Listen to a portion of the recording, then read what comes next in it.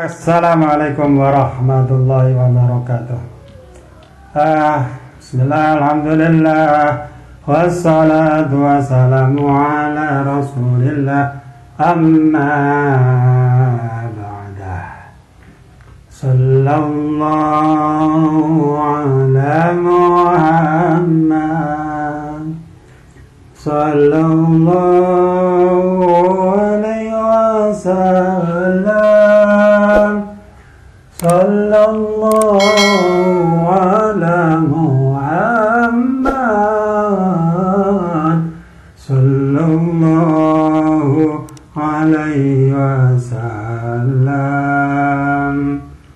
Ibu dan bapak yang dimuliakan Allah Subhanahu wa ta'ala, marilah pada kesempatan perjumpaan pagi siang ini ya, kalau di Jogja jam 11 kurang 5 menit. Nah, marilah kita awali sharing siang ini dengan kita memperbarui syukur kita kepada Allah Subhanahu wa ta'ala, dimana sampai detik ini, sampai jam ini, sampai di waktu ini, ibu dan bapak sekalian, sekeluarga alhamdulillah diberikan kenikmatan yang berjuta-juta nikmat. Di antaranya tadi pagi sebelum sholat subuh, ibu dan bapak semuanya oleh Allah diberikan anugerah nikmat, bisa membuka kelopak mata, bisa bernafas, masih bisa mendengar, masih bisa bicara, masih bisa menggerakkan jari-jari tangan, masih bisa menggerakkan kaki untuk berjalan, masih bisa melihat anak-anak, keluarga dalam kondisi yang terbaik, kondisi yang terindah, dan semuanya tentunya atas anugerah dan rahmatnya Allah Subhanahu wa ta'ala. Amin ya rabbal alamin. Walhamdulillah. Nah, bagaimana kabar progres ibu dan bapak semuanya ini seputar asam lambungnya, seputar kecemasannya? Yang penting melakukan ikhtiar proses secara istiqomah dan konsisten. Karena apa? Konsistensi atau keistiqomahan dalam berproses itu lebih dari ketika ibu dan bapak semuanya mencari berbagai macam literatur ilmu ya. Jadi praktek istiqomah itu akan lebih membawa dampak positif daripada hanya menumpuk pengetahuan, menumpuk ilmu. Ketika tidak dipraktekkan, ya nanti hasilnya tentunya kurang seperti yang ibu dan bapak semuanya inginkan. Namun ketika ibu dan bapak sekalian dapat satu ilmu pengetahuan tentang bagaimana treatment percepatan sehat damai dari yang namanya asam lambung ini, nah dapat satu praktekkan, kan ada 17 poin kan, dapat satu praktek, dapat 2 praktek, dapat 3 praktek, kan gitu rumusan ilmunya kan seperti itu. Daripada hanya ngumpul lah, kapan mau prakteknya, kan gitu ya. Alah, oke ibu dan bapak sekalian yang dimuliakan Allah. Nah, ketika pada waktu kemarin siang sore ya, kita sudah sharing mengenai 17 langkah terapi. Kemarin kita bahas tentang kerangka nomor 1 mengenai di poin pertama dan poin kedua. Poin pertama adalah rekomendasi apa yang kita butuhkan, herbal apa saja yang dibutuhkan untuk membantu percepatannya. Yang kedua adalah makan nasi 5-10 suap per 2 jam. Ini hanya untuk sementara ya Ibu dan Bapak sekalian, jangan khawatir. Nah, kita lanjut di poin yang ketiga. Nah, setelah kemarin poin pertama, poin kedua, nah ini adalah poin yang ketiga, yaitu adalah makanan-makanan yang sebaiknya dihindari terlebih dahulu. Nah, ini juga enggak selamanya, hanya sementara. Sampai kapan? Sampai ketika Ibu dan Bapak semuanya itu bisa mengelola pikiran, bisa mengelola kecemasannya. Nah, ketika Ibu Bapak sekalian bisa mengelola pikirannya bahwa ini adalah aman, ini adalah sesuatu yang tidak ada masalah, sesuatu yang biasa misalnya, dan pikiran Ibu Bapak mengatakan ini baik-baik saja, ini aman, ini nyaman, ini yang baik-baik, itu nanti Ibu dan Bapak sekalian sudah bisa makan makanan apa yang di sini kita rekomendasikan untuk dihindari terlebih dahulu ya. Apa saja yang di pola 17 langkah bagi yang sudah punya itu bisa membaca di poin keempat. Makanan yang di pola ketiga, makanan yang sebaiknya dihindari itu contoh misalnya di sini ada air kelapa. Nah, air kelapa kok nggak boleh minum ya? Nah, karena apa Ibu dan Bapak sekalian? Bagi teman-teman yang punya kecemasan, itu karena pikirannya itu kesana kemari. Makan ini takut, bukan karena nggak bolehnya, tapi poinnya adalah karena pikirannya kesana kemari. Bahkan bukan hanya kok minum air kelapa, minum air putih aja ada yang takut, makan nasi aja ada yang takut. Makanya di sini apa? Minum air kelapa sebaiknya dihindari dulu. Kecuali apa? Bagaimana konsumsi air kelapa yang safety, lebih aman, itu sebaiknya direbus terlebih dahulu air kelapanya. Namun ketika nggak mau ribet, nggak mau pusing, ya udah minum air kelapanya ditunda dulu. Nah, dihindari dulu. Yang kedua, santan. Yang kedua adalah santan. Jadi kalau mau masak ya bisa bacem, bisa dibakar, bisa ditumis terlebih dahulu tanpa minyak. Bisa enggak masak tanpa minyak? Bisa. Misalnya sayur tanpa minyak, bisa enggak? Sangat bisa sekali. Atau gudeg, kalau di Jogja itu ada masakan namanya gudeg. Gudeg itu ya makanan belum tentu pakai santan loh. Kalau khas di Jogja itu kan pakai santan. Tapi kalau saya dulu itu misalnya kayak pepaya misalnya ya, pepaya itu dimasak di gudeg tapi nggak pakai santan. Itu enak banget Ibu Bapak ya.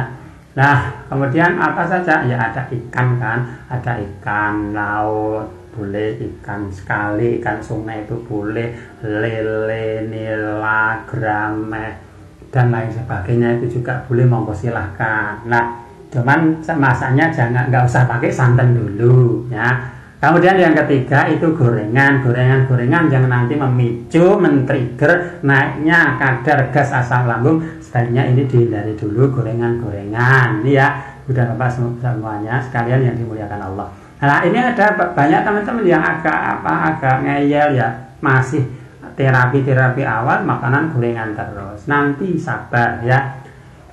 Nanti ada masanya, ada fasenya, Ibu dan Bapak sekalian boleh makan semuanya. Kapan? Ketika pikiran sudah damai. Nah, pelan-pelan. Nah, kemudian yang selanjutnya adalah kacang tanah.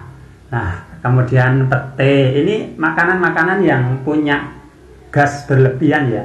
Di dalamnya itu ada bisa memicu gas berlebihan juga di lambung. Kemudian jengkol ya kan. Nah, itu kan ada gasnya. Kemudian pedas itu juga gas kan. Kemudian kecut, kemudian kopi, coklat, nangka, soda, mie instan, ketan, daging sapi, daging kambing, daging kuda. Nah, Ibu dan Bapak sekalian, ini sebaiknya dihindari dulu.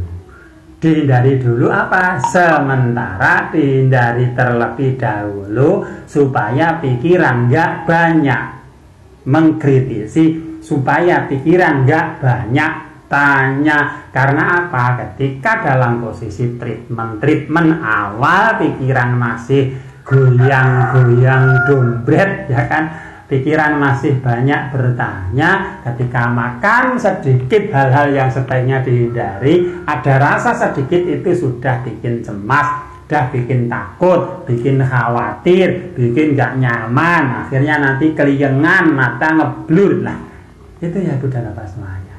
Nah, penyembuhan keliengan ini dari Evi Atmojo. Ini Bapak apa Ibu ini? Nah, penyembuhan keliengan itu biasanya berapa lama? Tidak ada ukuran waktu yang jelas berapa lama sembuh dari keliengan. Dulu saya lama sekali. Karena apa? Karena belum tahu ilmunya.